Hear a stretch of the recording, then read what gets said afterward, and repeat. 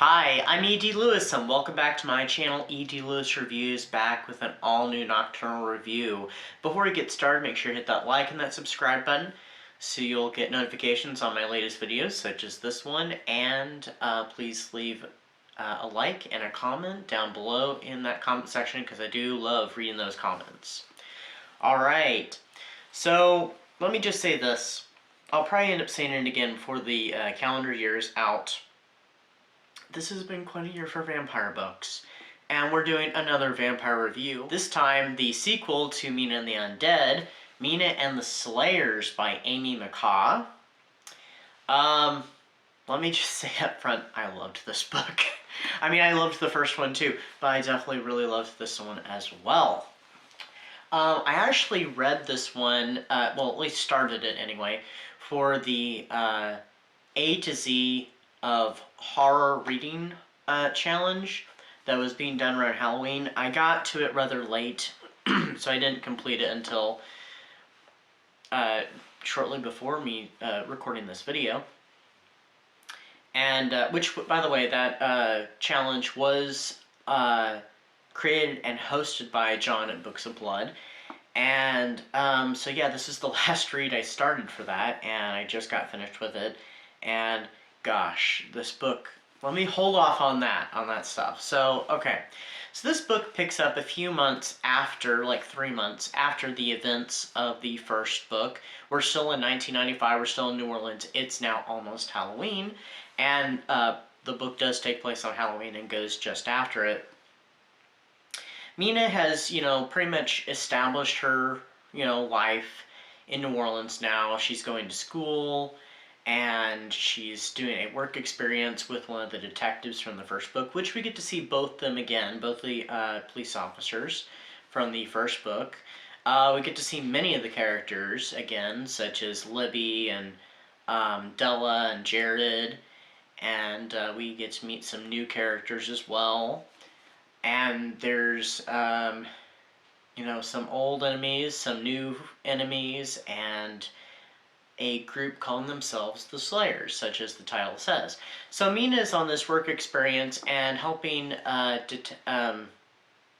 he is referred to as Detective Cafferty, investigate these mysterious murders while there is a bunch of so-called animal attacks going around Louisiana in New Orleans. And Mina ends up also crossing paths with a group of vampire slayers.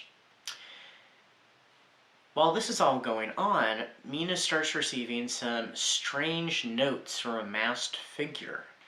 And these notes are all referring to something that happened in the previous book during Fangfest. So it's a whole big mystery that leads to a few realizations, some twists, some turns, and yeah, I can't say much more without giving some things away. And okay, so let me just say this.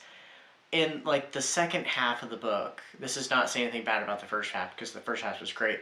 Gosh, there are so many twists and turns. It was literally putting me through the ringer. I started craving to find out what was going to happen next. I couldn't put it down, and yeah, it was that good. There was something I really liked about how it was a sequel, is that we don't get a bunch of review of what happened. It's kind of assumed that we already know what happened, but there are a few light reminders, but for the most part, it's as if, you're picking up where you left off. I feel like this is just like the second part in like a big volume.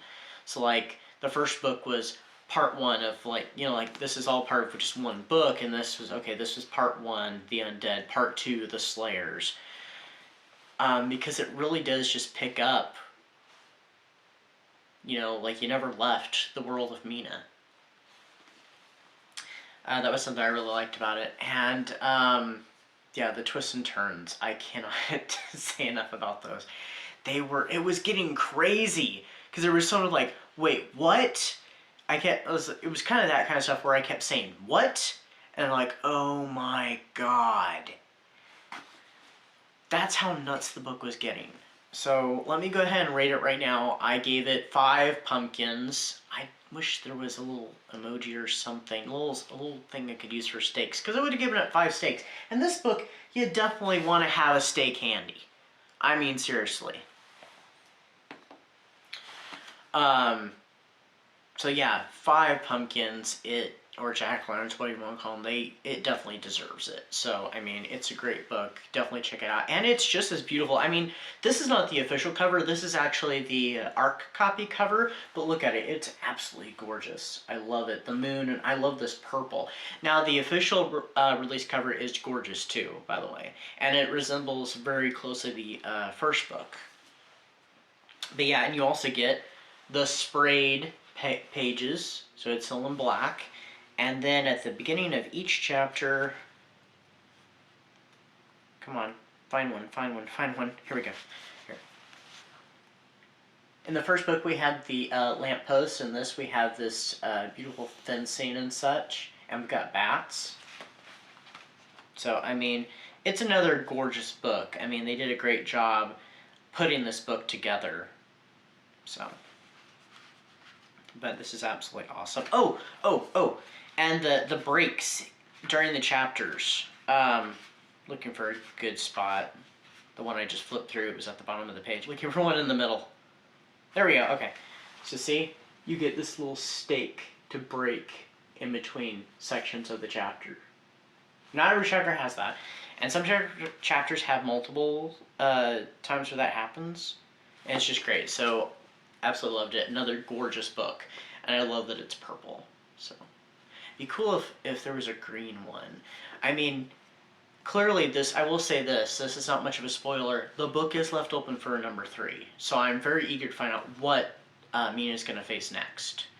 And yeah, I wonder what the color will be, because the first one was red and black. This one's purple and black. So I wonder what number 3. Green and black are a great combination too. Because, I mean, some of my favorite color combinations are red and black, purple and black, purple and green, green and black, and, you know, orange and black. So, a lot of my favorite color combinations include black. So definitely check out Mina and the Slayers. It's an excellent book, and, I mean, let's see, how many books have I... You know what, let's save that. I have a video coming up where we'll talk about stuff like that. So anyway, do check it out. It is available now. It came out actually at the start of September, so it's still pretty fresh. So that's my review, and I hope everybody is enjoying their holiday season, no matter what holiday you celebrate. And I hope you're enjoying the ending of autumn as we're heading into winter. Anyway, that's all I got for you, and I'll have a new video very soon, so I'll see you very soon. So, until then.